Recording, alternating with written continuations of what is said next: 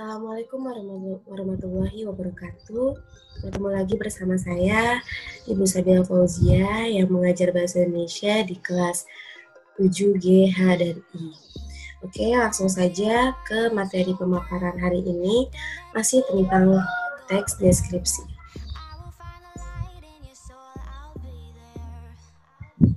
Oke, teks deskripsi itu apa sih? Yang pernah kalian ketahui? Jadi, teks deskripsi ini adalah teks yang menggambarkan secara jelas objek, tempat, atau peristiwa yang sedang menjadi topik kepada pembaca, sehingga pembaca seolah-olah merasakan langsung apa yang sedang diungkapkan dalam teks tersebut.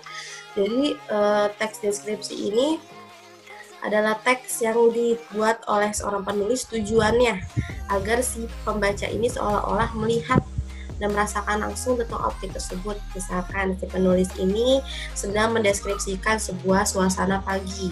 Misal suasana pagi itu seperti yang kita ketahui, matahari baru terbit, lalu langit masih kemerah-merahan atau masih berwarna jingga, lalu udaranya masih sangat sejuk, banyak suara burung-burung yang berkicau. Di situ kita dapat merasakan seperti apa suasana pagi. Nah, dari situlah yang dimaksud oleh kepada pembaca, sehingga membaca seolah merasakan langsung apa yang sedang diungkapkan dalam teks tersebut. Atau juga bisa menggambarkan atau mendeskripsikan seseorang. Misalnya dia menggambarkan seorang bernama Lisa. Nah, Lisa ini adalah seorang yang cantik, tubuhnya tinggi, badannya langsing, kulitnya putih langsat, dengan rambut panjang yang berwarna hitam, mata yang sipit, misalnya seperti itu. Jadi kita bisa membayangkan orang yang bernama Lisa itu ciri-cirinya seperti ini loh. Bisa membayangkan di imajinasi kita seolah-olah kita melihat dia langsung, padahal baru dideskripsikan di dalam sebuah tulisan seperti itu. Nah, itu baru tadi definisi tentang teks deskripsi. Di sini ada ciri-ciri teks deskripsi. Ciri-cirinya itu pertama membuat pembaca atau pendengar merasakan sendiri.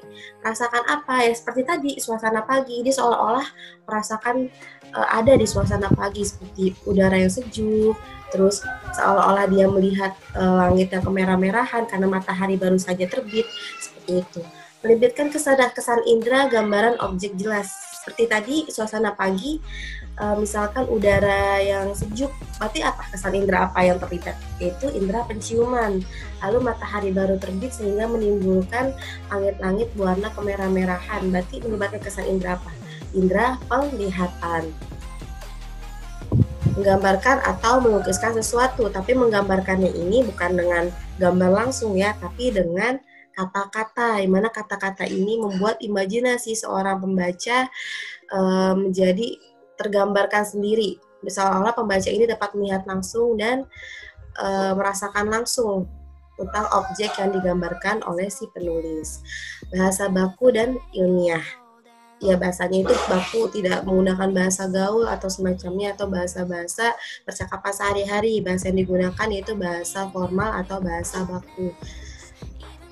Menjelaskan ciri-ciri objek secara terperinci. Ya, kita saya jelaskan tadi. Agar, kenapa harus terperinci? Agar si pembacanya ini dapat membayangkan objek ini secara utuh di dalam imajinasinya. Jenis teks deskripsi ini ada dua, yaitu explanatory dan sugesti. Nah, explanatory itu apa sih? Berdasarkan fakta yang dilihat langsung oleh penulis. Berdasarkan fakta yang dilihat langsung oleh penulis. Jadi bagaimana maksudnya? Misalkan tentang dia menggambarkan tentang si Lisa. Lisa katanya yang oleh penulis digambarkan tubuhnya tinggi, langsing, dan semacamnya. Nah, mungkin si penulis ini pernah bertemu dengan Lisa sebelumnya, makanya ia gambarkan ciri-ciri fisiknya seperti itu. Terus sugesti. Jadi teks deskripsi ini biasanya menggambarkan itu objeknya itu tentang tempat, benda, waktu, dan orang. Tempat misalnya kayak taman, lalu seperti tempat wisata, lalu dan lain sebagainya. Lalu benda misalnya seperti televisi, menggambarkan bentuk televisi dan fungsinya. Lalu ada waktu seperti menggambarkan tentang suasana pagi, malam, siang, sore, petang, dan lain sebagainya. Lalu orang, menggambarkan ciri-ciri fisik orang tertentu, baik itu dari fisiknya ataupun karakternya, seperti itu. Informasi penting dalam teks deskripsi: membaca keseluruhan teks deskripsi, memahami isi teks deskripsi, menemukan ide pokok setiap paragraf dalam teks deskripsi. Itu. Lalu ada struktur teks deskripsi, yaitu ada identifikasi dan deskripsi. Jadi strukturnya ini ada dua.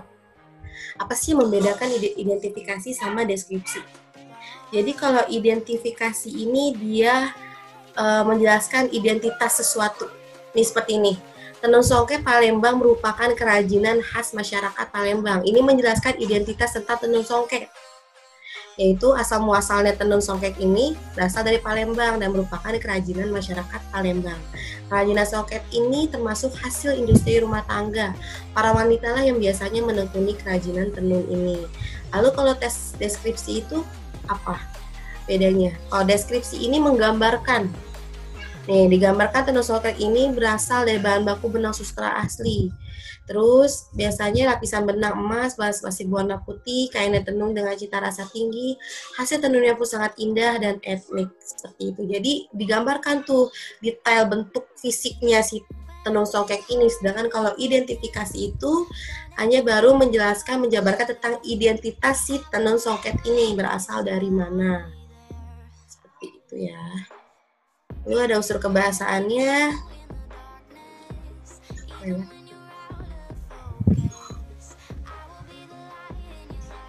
Ya, jadi pertama itu kalimat menggunakan serapan panca indera seperti penglihatan, penciuman, pendengaran. Lalu ada pilihan kata dengan emosi kuat dalam teks agar si pembaca ikut turut serta merasakan emosi yang diciptakan oleh si penulis, seolah-olah si pembaca ini dapat melihat gambaran langsung si objeknya ini. Terus menggunakan kata berimbuhan, menggunakan kata sinonim atau persamaan kata, persamaan makna. Jadi sinonim itu persamaan makna, bukan persamaan kata. Ya, terus menggunakan kata depan dan huruf kapital. Penyampaian isi teks deskripsi itu ada dua, lisan dan tulis. Oke, penyampaian teks deskripsi secara lisan, hindari penggunaan kata kalimat kasar saat menyampaikan deskripsi atau objek, tidak boleh mengandung unsur sara, harus runtut, terus objek yang dideskripsikan, terus tidak boleh subjektif, dan gunakan kalimat yang mudah dipahami agar si pembaca dapat bisa mencerna dan memahami tentang objeknya ini apa sih yang sedang digambarkan, seperti itu. Ya, nanti kalian bisa baca-baca ini. Perhatikan penggunaan EBI dan kosakata baru. Apa sih EBI? Yaitu ejaan bahasa Indonesia. Penyusunan teks deskripsi, disusun lalu disunting. Disunting itu maksudnya diedit ya. Ya, sampai situ saja. Ya, jadi sampai sini saja pemaparan saya hari ini. Lebih kurangnya mohon maaf bila banyak kekurangan. Wassalamualaikum warahmatullahi wabarakatuh.